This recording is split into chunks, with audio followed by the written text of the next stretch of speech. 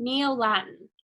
Those of you who've never heard the term Neo-Latin may be forgiven for thinking it's a new South American dance craze. If you're puzzled when I tell you it has something to do with the language of Romans, take heart. Over the years, many classes who have confessed they are not really sure what it is either. Some have assumed that they are so-called late Latin, written at the end of the Roman Empire. Others have supposed it must have something to do with the Middle Ages. Or perhaps it's that pseudo-Latin which my 5 and 7-year-old boys seem to have gleaned from the Harry Potter books, useful for spells and curses that they zip one another with makeshift paper ash ones.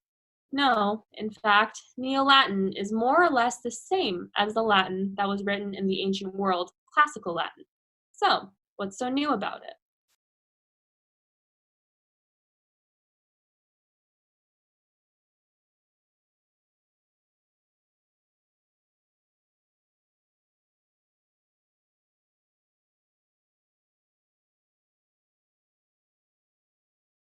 Working together, they figured out that if the government was going to propose some kinds of significant tax increases, which is a good strategy, require me to at least lie something like getting something for those big tax brackets, not seeing any results. So the result of that was in the package of legislation that included the tax increases. There was awesome information to have significant expansion of coverage families where they can buy into their private insurance.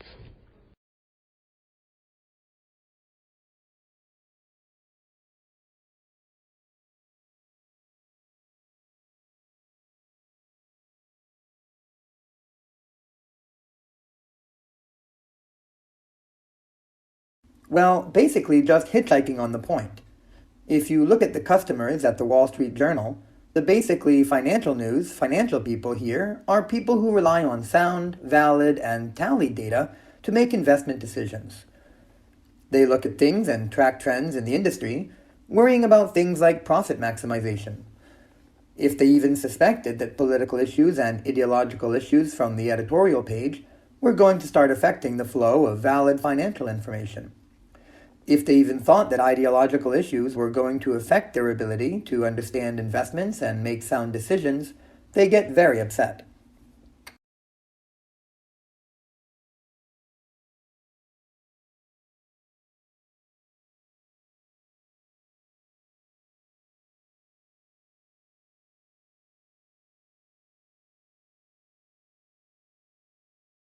There are some 250 million cars in America, 250 million cars in the country with just over 300 million people, and most of those vehicles, of course, are gas-powered. This poses a huge challenge given the limited supplies of all and the growing urgency of the global warming crisis. But there is good news, according to our guests today, and that is we have the know-how and the technology to build sleek, fast automobiles that don't use gasoline. These vehicles of tomorrow are powered by hydrogen, electricity, biofuels, and digital technology, and they already exist. So what's stopping us from putting them on the roads? Our guests today will help answer that.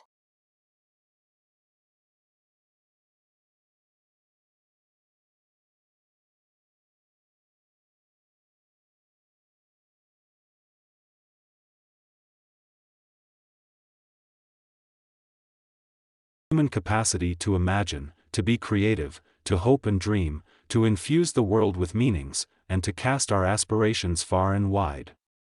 Limited neither by personal experience nor material reality. Believing is a commitment, an investment, a devotion to possibilities. Beliefs permeate neurobiologies, bodies and ecologies acting as dynamic agents in evolutionary processes. The human capacity for belief, the specifics of belief, and our diverse belief systems shape, structure, and alter our daily lives, our societies, and the world around us.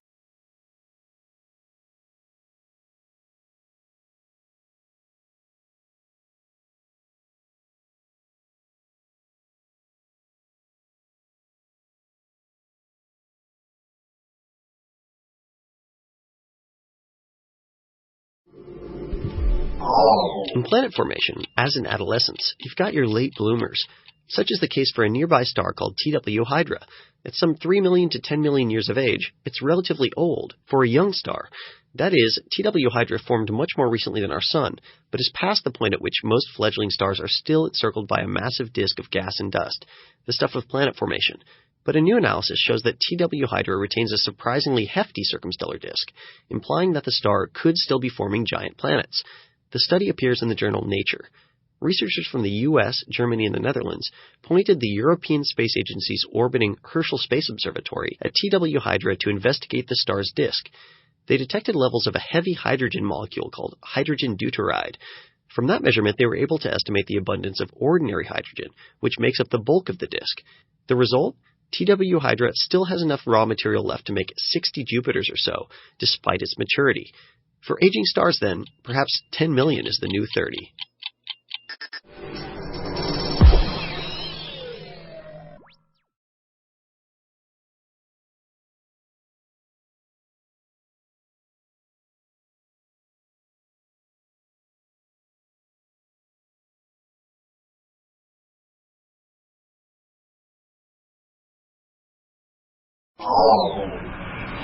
Kids today may be more familiar with the sound of a rushing highway than a rushing river. But imagine that the internal combustion engine could be set aside and we could design the soundscape of our future.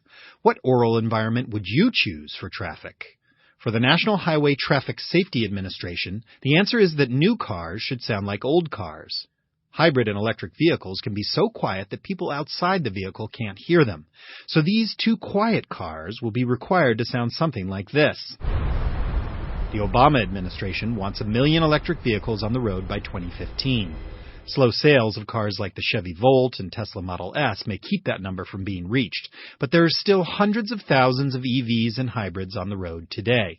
It's hoped that the new rule will help prevent thousands of pedestrian and cyclist deaths. But the rule also hews to a possibly outdated tradition, like people who set their cell phone ringtone to sound like an old rotary phone. And it's wasting a chance to reimagine what our cars, roads, and even cities could sound like.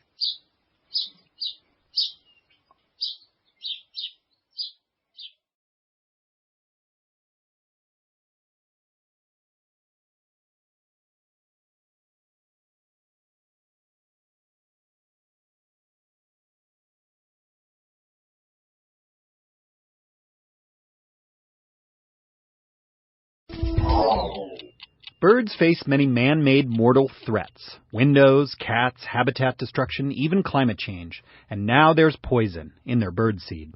You see, the Scott's Miracle-Gro company had been in the habit of applying banned pesticides to its wild bird food products. In particular, the company applied a chemical known as Storeside 2 to its bird food, despite a warning label for that product that reads, quote, "Storeside 2 is extremely toxic to fish and toxic to birds and other wildlife." Why add a compound toxic to birds to food meant to be eaten by birds? Because Scott didn't want bugs infesting its bird food during storage. By the time Scott stopped adding the pesticide in March 2008, the company had sold some 70 million bags of adulterated bird food. The company also submitted false documents to the U.S. Environmental Protection Agency, distributed pesticides with misleading labels, and distributed illegal pesticides. As a result, the EPA slapped the company with a $12.5 million in criminal fines and civil penalties. So when you put out new birdseed this winter, at least you won't be inadvertently poisoning any chirpers. Oh, and keep those cats inside, too.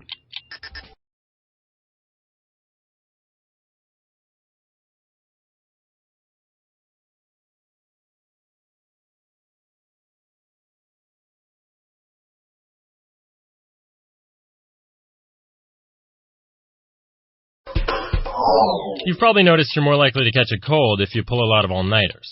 But lack of sleep can also compromise your immune system's response to vaccines, and in some cases, make the shots useless. So says a study in the journal Sleep. Researchers gave 125 healthy, middle-aged men and women the hepatitis B vaccine, a 3-part vaccine given at 1, 2, and 6 months. And during that time, volunteers tracked their sleep habits.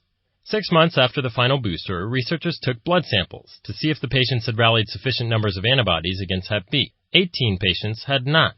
The vaccine had failed. Turns out the vaccine was almost 12 times as likely to fail in volunteers who regularly slept fewer than 6 hours a night, compared to those who snoozed more than 7.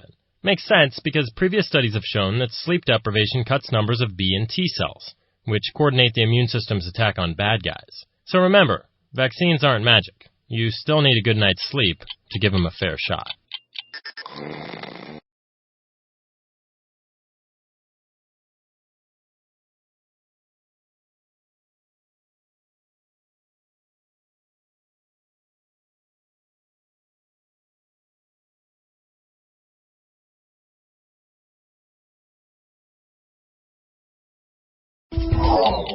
Presidential hopeful Mitt Romney pledged to achieve North American energy independence by 2020 this week. That's a presidential move, because every president since Richard Nixon has pledged some version of the same thing, including Romney's opponent, President Barack Obama. Obama's version is called the all-of-the-above strategy: more domestic oil production to reduce imports, more electricity derived from wind, sunshine, and natural gas added to the U.S. grid, even more coal, as long as it has CO2 capture and storage attached. Romney's plan differs only in the details, that increased domestic oil production should come from drilling in the Arctic National Wildlife Refuge and other public lands, for example, as well as off the eastern seaboard. Both candidates love biofuels, even ethanol from corn. The candidates share another similarity as well, an inability to discuss climate change on the campaign trail. And global warming is one of the largest environmental results of U.S. energy policy, or for the past half-century, the lack of a coherent one. Until issues like climate change are included in the discussion, any energy plan is just a lot of hot air.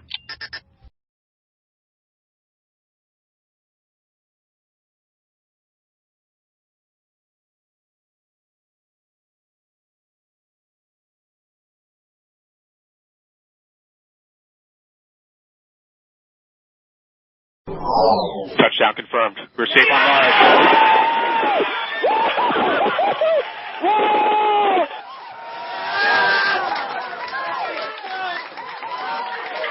Time to see where our curiosity will take us. The control room at NASA's Jet Propulsion Laboratory, late in the evening of August 5th Pacific Time, when word arrived that the Curiosity rover had landed safely on Mars.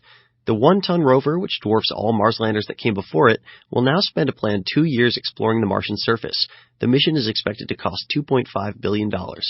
Curiosity's task is to investigate the inside of Gale Crater, where a giant mound of sedimentary deposits may provide evidence of a wetter, possibly habitable Mars billions of years ago. But first it had to survive an elaborate landing sequence, which appears to have gone smoothly. Curiosity landed on time and on target, and soon beamed back grainy photos of its wheels and its shadow. Given the car-like size of the rover and the challenges of landing on Mars, Curiosity's landing goes down as one of the greatest parking jobs in history.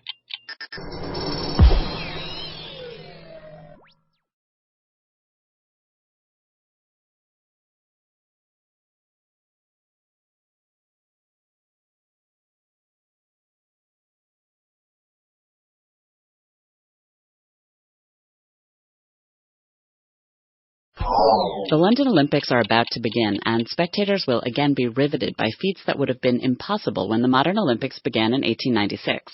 Jaw-dropping records are attainable in part because of advances in material science. New materials have led to equipment like super light and strong vaulting poles and bathing suits that improve the flow of bodies in water. Such developments are detailed in a series of articles in the journal Nature Materials. The scientists say other advances are afoot that build sensors into athletes' clothing for instance, measuring performance in training, or protective gear that repairs itself when damaged. And advances in material science can help Olympians internally as well. Elite athletes may tear cartilage or break bones, but cartilage doesn't have enough blood and cells to mend well, and sometimes bones just can't naturally bridge the break. So scientists are homing in on the best combinations of biocompatible materials, along with growth factors and other compounds, as well as implanted cells and proteins, to help mend what have been until now nearly intractable injuries, so that world-class athletes can push the limits of sports and science.